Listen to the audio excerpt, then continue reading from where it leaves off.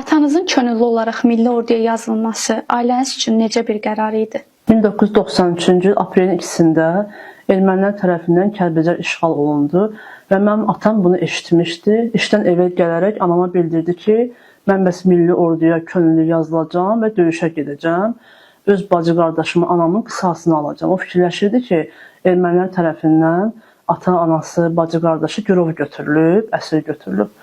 Ancaq onlar Mirov dağı ilə qaçmışlar, gəlmişdilər, Gəncədə məskunlaşmışdılar. Ancaq o dövrdə telefon yox idi, bir əlaqə yox idi, əlaqə saxlamaq olmurdu. Ona görə xəbərsiz idi, bu məlumatı yox idi.